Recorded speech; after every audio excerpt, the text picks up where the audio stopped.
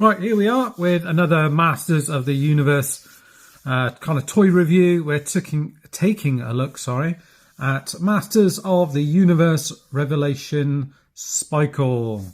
So this is from the Netflix series. As you can see, it comes with a few accessories, as you expect with these guys, retailing sort of around about £20-25. I'm not sure how much it is in dollars. But you can see he comes with a few accessories. So he's kind of got this weapon, which looks like it plugs on as a hand. A kind of the spike mace, which is reminiscent of the one that the toy had. And a couple of different hands as well that you can swap out as well. And obviously he looks rather fantastic in the box there. And you swap it around to the side here, just get Spikor. On the back here, you get some pretty fancy artwork of him there with his kind of projectile hand. So that's definitely something you can do. And then on the side there as well, same sort of thing. So that's him in the packaging. Looks rather nice in the window display. They have them all kind of in a bit of a battle pose. So yeah, it does make him look a lot more appealing in my opinion. Anyway, enough talking about the box. Let's open him up and take a look, see what he's like. Okay there, here he is out of the box. And so far, so good. He looks pretty neat. So this piece around his chest is actually like an additional piece. So it's unlike the original where I suppose it was like an extra piece, but this, you know, it looks as if you can take it off. So there's like little buckles either side, but you do have these kind of bigger spikes on it, and obviously his face is all spiked up as well. He's got some nice paint on the eyes and for the teeth, and even sort of around the face. It looks like sort of around the nostril they've gone with a slightly different colour. These bits are all painted in as well. Looks good. And he's got these moulded pieces here as well, and that kind of matches quite nicely there as well. This is like two-tone. It's kind of like this really sparkly, almost like pink, I would say, or like pinky sort of red, like a rosy sort of colour. But it's painted in here and these bits on the side here as well. So that's nice. And the boots, they look as if they're black plastic, but they also look as if they've got a wash or they're painted as well. So again, some really nice details on them. And he comes with this weapon here. It's just one solid piece here, which is orange plastic. I don't think there's any paint on it, but the finish seems pretty nice. And then he does come with some additional pieces. So you've got this piece here, which is this kind of three-barbed kind of weapon, which the original came with one arm that was like that, which I will show in a minute. And then he's got a closed fist here and a closed fist here as well. So a couple of different options you've got for him. In terms of articulation, it's standard from what we've seen, but you get waist articulation here. God, it feels like it's got like a bit of a spring in it.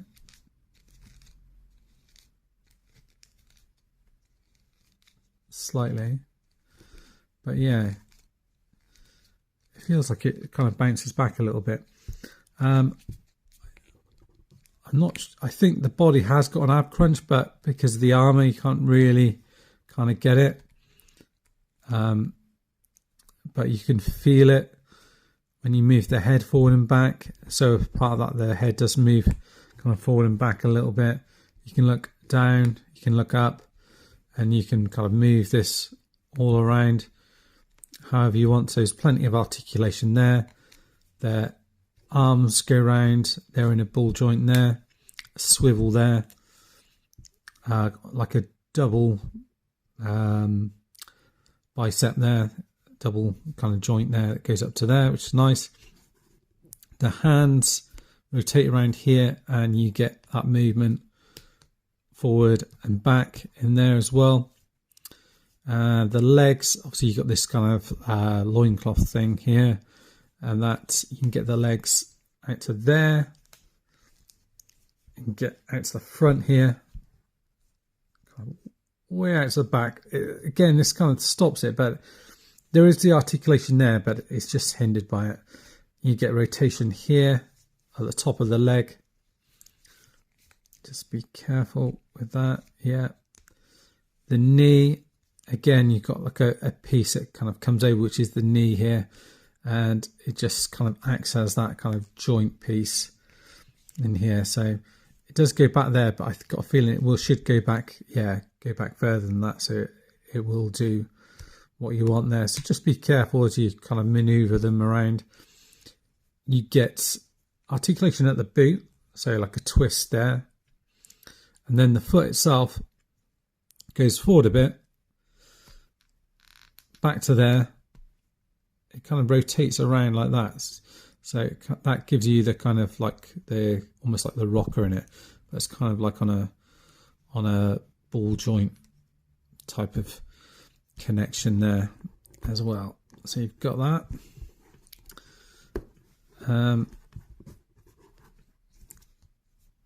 Yeah, build feels pretty good. Again, sometimes with these ones you get the odd joint that doesn't want a play ball, so you have to kind of maneuver it around. I will bring in the vintage figure just to give you a look. Mine's pretty mucky and dirty. His legs have gone, so you get an idea of the size difference. And this is obviously the piece that the original had, and you can see it's like it's all part of here. You could take it off, but then it's completely different molding to it. So yeah, a bit different. And then as a size comparison, bring in, say, Beastman here. Beastman, I would say, is yeah, a bit bigger than him, a bit sort of wider and chunkier than him. And then alongside Skeletor from that first scene where they kind of Skeletor kind of pretends to be him, doesn't he, and kind of molds into him.